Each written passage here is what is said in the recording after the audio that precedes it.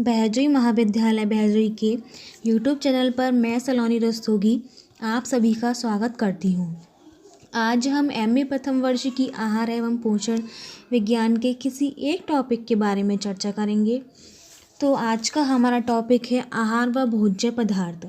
आहार होता क्या है, ये इसके काम क्या होते हैं, आहार के कार्य कौन कौन से हैं, कितने प्रकार के होते हैं, आज हम इन सब के बारे में बताएंगे।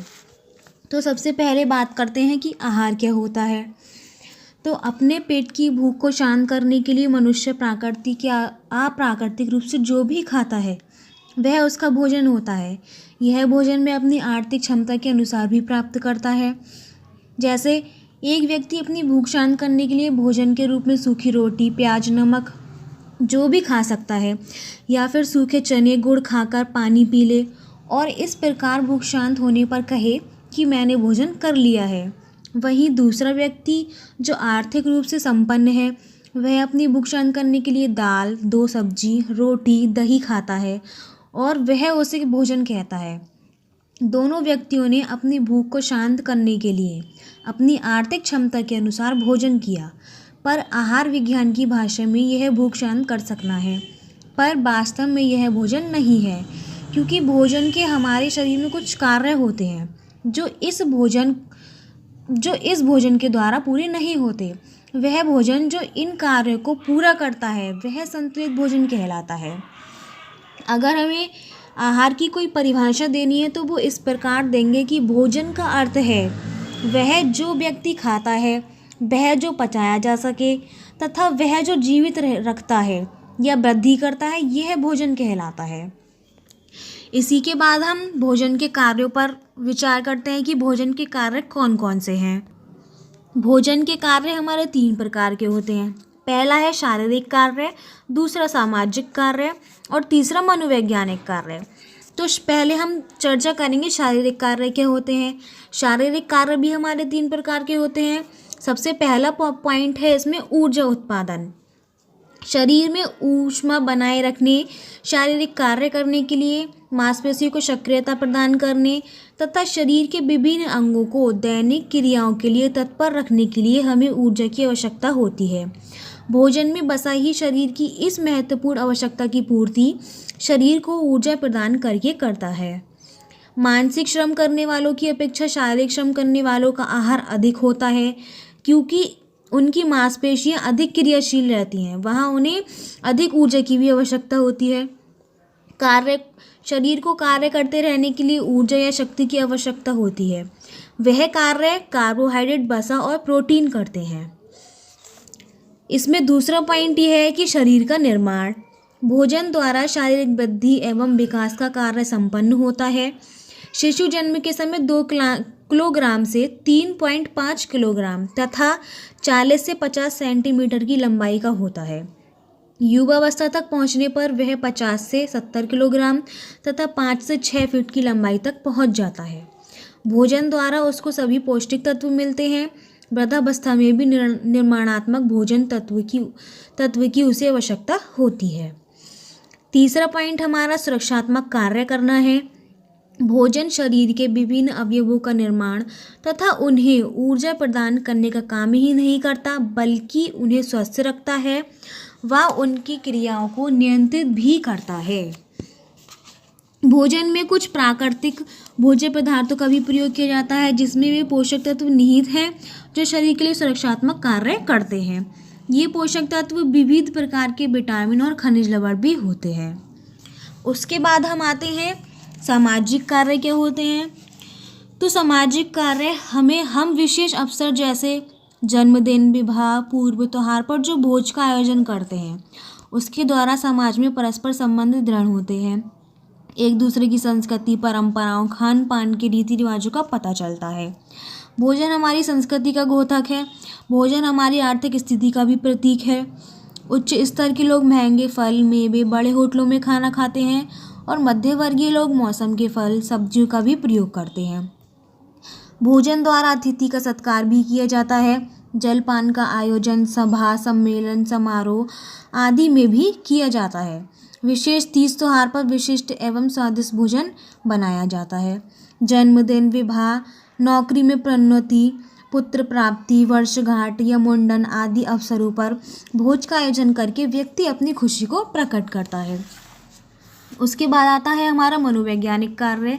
भोजन मानव संतुष्टि एवं तृप्ति प्रदान करता है। अच्छा भोजन मन प्रसन्न कर देता है। यह मन के भावों को प्रकट करने का माध्यम है। किसी को साथ में खिलाना दोस्ती का प्रतीक है। माँ बच्चों को भोजन खिलाकर ममता और प्यार दर्शाती है। कुछ लोग खाना ना खाकर या दूसरों को खाना ना देकर क्रोध दिखाते हैं। बच्चों का उत्साह बढ़ाने के लिए उन्हें मिठाई इनाम में देते हैं। इस प्रकार भोजन मनोवैज्ञानिक कार्य भी करता है। अब हम बात करेंगे भोज्य पदार्थ के वर्गीकरण के बारे में। हमारे भोज्य पदार्थ 6 प्रकार के होते हैं: कार्बोहाइड्रेट, प्रोटीन, वसा, विटामिन, खनिज लवण और जल। सबसे पहले हम बात करेंगे कार्बोहाइड्रेट की। प्रकृति में कार्बोहाइड्रेट वनस्पति में पाया जाता है। पत्तों में पाए जाने वाला हरा रंग, क्लोरोफिल, सूर्य की किरणें, कार्बन डाई और पानी की सहायता से कार्बोहाइड्रेट बनता है। यह कार्बोहाइड्रेट स्टार्च और शर्करा के रूप में पौधे के विभिन्न अंगों जैसे जड़, तने, फूल, फल, पत्तियों में रहता है। उसके बाद हम ये देख लेते हैं कि कार्बोहाइड्रेट कितने प्रकार का होता है। कार्बोहाइड्रेट हमारा 2 प्रकार का होता है, स्टार्च और शर्करा। स्टार्च सफ़ेद रंग का तत्व है जो प्राय अनाजों में रहता है। इसे पानी के साथ गर्म करने पर यह पानी शोषित करके फूल कर नरम हो जाता है। उसके बाद शर्करा स्वाद में मीठी होती है। यह अनाजों, फल, फूल, मेवों में पाई जाती है जैसे glucose, fructose, galactose, sucrose, maltose और लैक्टोज। उसके बाद हम ये देख लेते हैं कि कार्बोहाइड्रेट काम क्या करता है। कार्बोहाइड्रेट शरीर को गर्मी और ऊर्जा देने का काम करता है। 1 ग्राम कार्बोहाइड्रेट से 4 कैलोरी मिलती है। ऊर्जा को कैलोरी में मापा जाता है। हमारे भोजन में 60 से 80% ऊर्जा कार्बोहाइड्रेट से ही प्राप्त होती है। यह शरीर की वृद्धि में थोड़ी सहायता करता है। जिन लोगों को शारीरिक श्रम अधिक करना पड़ता है उन्हें कार्बोहाइड्रेट की अधिक मात्रा की आवश्यकता होती है। ये शरीर में यदि कार्बोहाइड्रेट की मात्रा अधिक हो जाती है तो यह चर्बी में परिवर्तित हो जाता है। अब हम देख लेते हैं कि कार्बोहाइड्रेट हमें कहाँ कहाँ से मिलता है। पहले तो सभी अनाजों जैसे गेहूँ, चावल, ज्वार, बाजरा, मकई, आटा, मैदा, नूडल्स, सेवई। अनाजों में हमें इन सभी से प्राप्त होता है।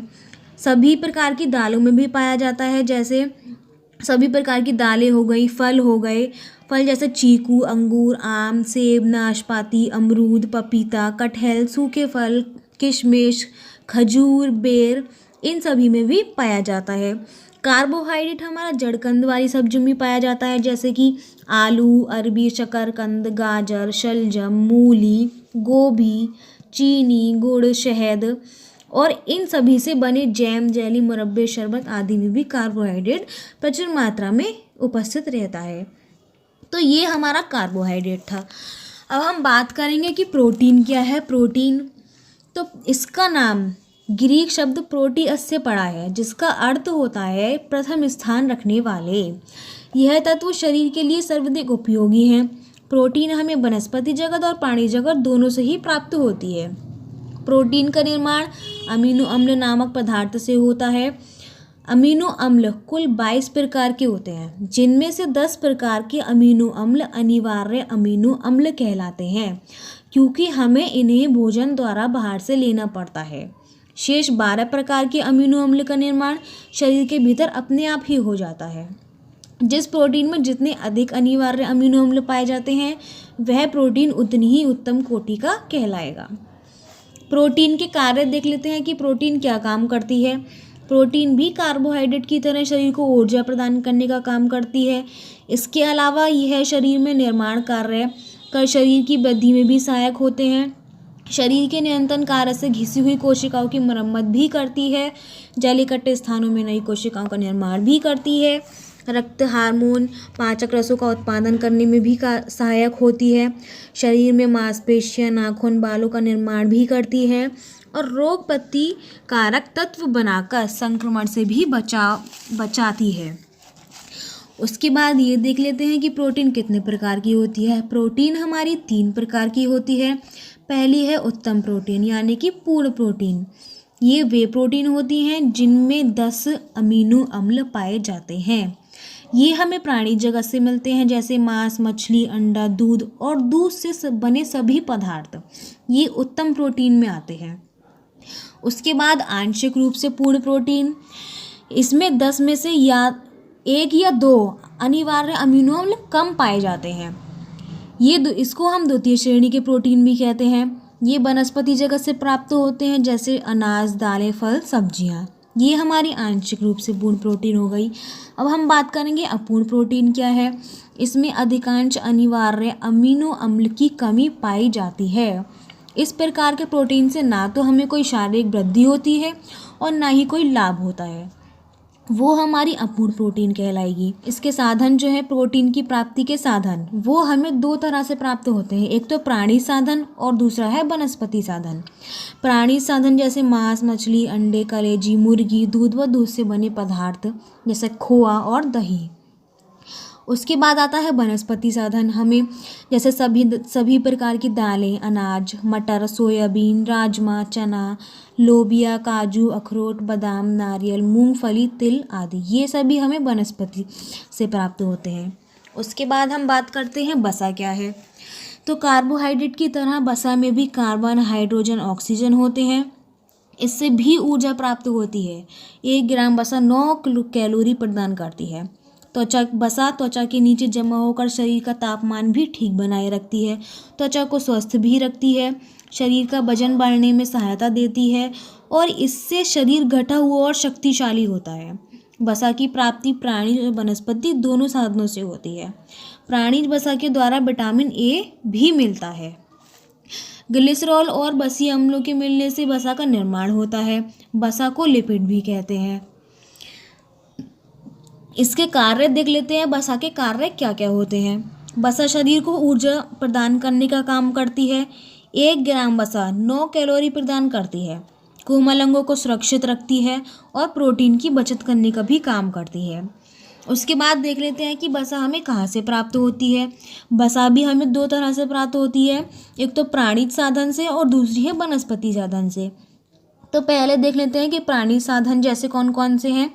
दूध व दूध से निर्मित पदार्थ जैसे मलाई, मक्खन, घी, खोआ, इन सभी से भी हमें वसा प्राप्त होती है। उसके अलावा मांस, मछली, अंडे का पीला भाग, यहाँ से भी हमें वसा प्राप्त होती है। उसके बाद देख लेते हैं वनस्पति साधन के अंतर्गत हमें वसा कहाँ से प्राप्त होती है। जैसे वनस्पति तेल, तिल, सरसों, मूंगफली, नारियल के तेल, बादाम, काजू, पिस्ता, सोयाबीन, इन सभी से भी हमें वसा प्राप्त होती है। उसके बाद हम बात करेंगे विटामिन की। विटामिन कार्बोहाइड्रेट, प्रोटीन, वसा जैसे स्थूल तत्व के अलावा भोजन में कुछ सूक्ष्म तत्व भी होते हैं, जैसे खनिज, लवण और विटामिन। विटामिन को जीवन सत्व भी कहते हैं।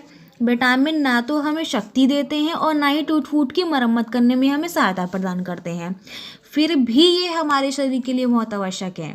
जिस प्रकार मशीन बिना तेल के भारी चलती है या बार बार खराब हो जाती है, उसी प्रकार विटामिन की कमी से शरीर में भी अनेक रोग हो जाते हैं। विटामिन भी हमारे 2 प्रकार के होते हैं, जैसे जल में घुलनशील विटामिन और वसा में घुलनशील विटामिन। जल में घुलनशील विटामिन बी और सी हैं और वसा में घुलनशील विटामिन ए, डी, ई, के ये हैं। तो सबसे पहले हम बात करेंगे विटामिन बी और विटामिन सी की। तो विटामिन बी का काम क्या होता है, पहले ये देख लेते हैं। ये भूख को बढ़ाने का काम करती है, पाचन शक्ति को स्वस्थ बनाए रखती है और भोजन शर्करा को शरीर में बदलने का काम भी करती है। इस विटामिन बी की कमी से बेरीबेरी नामक रोग हो जाता है। विटामिन बी हमें कहाँ कहाँ से प्राप्त होती है। अनाज से, चावलों में, दाल, फल, तिलहन, कलेजी, अंडे, मांस, फलियाँ, इन सभी से विटामिन हमें प्राप्त होती है। उसके बाद देख लेते हैं विटामिन सी। विटामिन सी का काम होता है कोशिकाओं को मजबूत बनाना, रक्त वाहिनियों की दीवारों को मजबूत बनाना, संक्रमण से बचाना, रोग से जल्दी मुक्ति पाने की शक्ति प्रदान करना, ये विटामिन सी का काम होता है। विटामिन सी की कमी से हमें स्किर्वी नामक रोग हो जाता है। विटामिन सी हमें आंवला, अमरूद, संतरा, नींबू, मौसमी, टमाटर, ताजी हरी सब्जियां, अंकुरित मूंग, चना, यहाँ से प्राप्त होता है। उसके बाद बात करेंगे वसा में घुलनशील विटामिन। वसा में घुलनशील विटामिन सबसे पहले है विटामिन ए। विटामिन ए का काम होता है शरीर की त्वचा की रक्षा करना, श्लेष्मिक झिल्ली को स्वस्थ बनाए रखना, आँखों को स्वस्थ बनाए रखना। विटामिन ए की कमी से रतौंधी नामक रोग हो जाता है। विटामिन ए हमें कहाँ कहाँ से प्राप्त होती है वो देख लेते हैं। मछली के तेल, कलेजी, दूध, दही, मक्खन, घी, अंडे का पीला भाग, हरी पत्तेदार वाली सब्जियां, नारंगी पीले रंग की सब्जी, गाजर, कद्दू, पपीता, आम, संतरा, टमाटर, इन सभी से हमें विटामिन ए प्राप्त होता है। उसके बाद देख लेते हैं विटामिन डी का क्या काम होता है। विटामिन डी शरीर को पर्याप्त मात्रा में कैल्शियम ग्रहण करने और हड्डी को मजबूत बनाने में सहायता प्रदान करती है। विटामिन डी की कमी से रिकेट्स नामक रोग हो जाता है, जिसको हम रिकेट भी कहते हैं। विटामिन डी हमें कहाँ कहाँ से मिलती है वो देख लेते हैं। विटामिन डी दूध, मक्खन, घी, अंडे का पीला भाग, तेल, मछली के तेल से भी हमें विटामिन डी प्राप्त होती है। और विटामिन डी सूर्य की किरणें से भी हमें प्राप्त होती है। उसके बाद देख लेते हैं विटामिन ई। विटामिन ई का काम क्या होता है। शरीर की वृद्धि एवं वजन बढ़ाने में सहायक होती है और प्रजनन के लिए भी बहुत आवश्यक होती है। विटामिन ई हमें अंडा, मूंगफली का तेल, दालों के अंकुर और पालक, गाजर से भी प्राप्त होती है। उसके बाद हम बात करेंगे विटामिन के की। विटामिन के का मुख्य काम जो होता है वो होता है रक्त जमाने में बहुत ही सहायक होती है विटामिन के हमें कहाँ कहाँ से प्राप्त होती है वो देख लेते हैं। हरी सब्जी, साग, पत्तेदार वाली सब्जियां, पालक, सलाद, पत्ती गोबीदार, बंद गोभी, फूल गोभी, गाजर, मटर, इन सभी से हमें प्राप्त होती है। उसके बाद हम बात करेंगे खनिज लवण की। हमारे शरीर के स्वास्थ्य एवं संगठन के लिए खनिज लवण का बहुत महत्व है। ये भी विटामिन की तरह बहुत अल्प मात्रा में शरीर के लिए आवश्यक होते हैं। शरीर में कुल 18 खनिज लवण पाए जाते हैं जो हमें भोजन के माध्यम से मिलते हैं। इनमें कुछ प्रमुख हैं जैसे कैल्शियम, फास्फोरस, लोहा, iodine, sodium, potassium, magnesium, chlorine, manganese, तांबा, जस्ता, ये सभी हमारे खनिज लवण हैं। तो इसमें सबसे जो इम्पोर्टेंट है वो है कैल्शियम और फास्फोरस। तो देख लेते हैं कि ये काम क्या करते हैं, इनका कार्य क्या होता है। ये हड्डी और दांतों के निर्माण और उनको ठीक दिशा में रखने के लिए बहुत ही आवश्यक होते हैं। इसके अतिरिक्त कैल्शियम नाड़ी और पेशी के ठीक कार्य करने के लिए भी बहुत आवश्यक होते हैं। कैल्शियम रक्त के जमने में भी मदद करता है। कैल्शियम और फास्फोरस परस्पर मिलकर ही कार्य करते हैं। कैल्शियम देख लेते हैं हमें कहाँ कहाँ से प्राप्त होता है। कैल्शियम मुख्य रूप से दूध, पनीर, खोआ, तिल, बादाम, इन सभी चीज़ों से प्राप्त होता है। उसके अतिरिक्त ये दालों, हरी पत्तेदार वाली सब्जी, फलों जैसा केला और सूखी मछली में भी पाया जाता है। और देख लेते हैं फास्फोरस हमें कहाँ से प्राप्त होता है। फास्फोरस दूध, अंडा, मांस, मछली, पनीर, अनाज आदि, दालें, तिलहन से मिलता है। तो ये सभी हमारे भोज्य पदार्थ का वर्गीकरण था। इसी के साथ हमारा आज का टॉपिक समाप्त होता है। धन्यवाद।